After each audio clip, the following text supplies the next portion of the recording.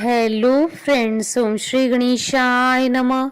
आप सभी का स्वागत है आपके अपने यूट्यूब चैनल पर।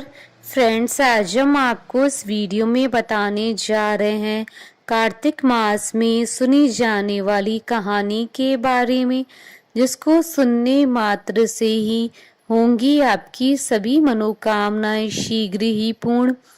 फ्रेंड्स, वीडियो शुरू करने से पहले आपसे रिक्वेस्ट है, अगर आप हमारे चैनल पर नए हैं और आपने अभी तक चैनल को सब्सक्राइब नहीं किया है तो प्लीज़ सब्सक्राइब कीजिएगा चैनल को, साथ ही प्रेस कीजिएगा बेल आइकन को, जिससे नए वीडियोस से रिलेटेड नोटिफिकेशन आपको तुरंत प्राप्त हो सके।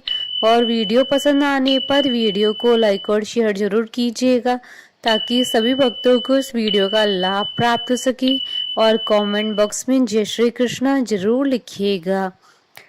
कार्तिक मास महात्मा सभी प्रकार के विघ्नों का नाश करने वाले तथा सारी सृष्टि का पालन करने वाले श्री गणेश जी तथा ज्ञान के दाता देवी श्री सरस्वती जी तथा सब पुराणों के कर्ता श्री व्यास जी तथा श्री गुरुदेव जी के चरण कमलों में नमस्कार करके भगवान की श्रद्धा और भक्ति रस में डूबे हुए कार्तिक मास की कहानी कहती हूँ। चौथी कहानी आरंभ।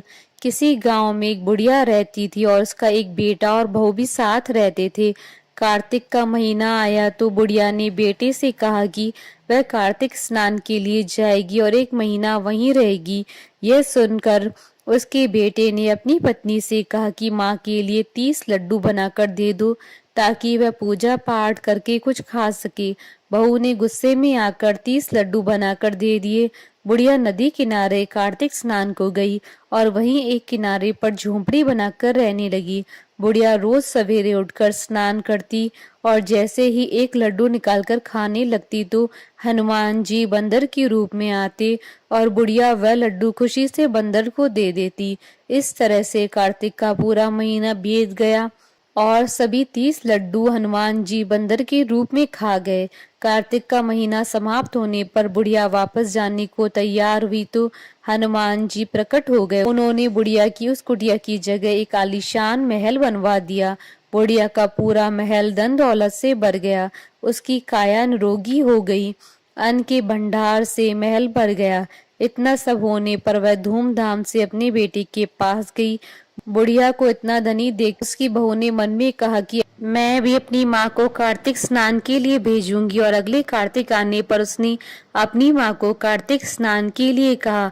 पूरे 30 लड्डू घी व बहुत सा मेवा डालकर अपनी माँ के लिए मना कर दिए। माँ कार्तिक स्नान के लिए गई और जैसे ही सुबह सवेरे नहाकर लड्डू खाने लगती तो हनुमान जी बंदर का रूप धरकर उसके सामने बैठ जाते तो वह पत्थर मारकर उन्हें भगा देती और कहती कि इससे मेरा पेट ही नहीं भरा तो तुम्हें कैसे दूं। उसका रोज का यही क्रम 30 दिन तक चलता रहा। कार्तिक का महीना समाप्त हुआ तो हनुमान जी फिर से प्रकट हुए और उन्होंने बहू की माँ की कुटिया को कूड़े के कचरे में बदल दिया और माँ को डूकर बना दिया। कार्तिक महीना समाप्त होने पर बहू ने भी अपने पति से कहा कि कार्तिक का महीना खत्म हो गया है, आप मेरी माँ को गाजे बाजे के साथ लेकर आओ। लड़का अपनी सास को गाजे बाजे के साथ लेने गया तो वहां देखता है कि कुटिया की जगह कूड़े का ढेर लगा है और उस पर उसकी सास डूकर बनकर बैठी है। लड़के को देख हनुमान जी प्रकट हुए और बोले कि बेटा, तुम्हारी माँ ने सच्चे मन से कार्तिक का स्नान किया और पूजा पाठ किया, इसलिए ही तुम्हारी माँ पर कार्तिक देवता का आशीर्वाद बरसा। लेकिन तुम्हारी सास ने पापी मन से ये कार्य किया और कार्तिक महीने में बेटी के घर का अन्न खाया, इसलिए कार्तिक देवता इससे नाराज हो गए हैं, जिससे वह डूकर बन गई है।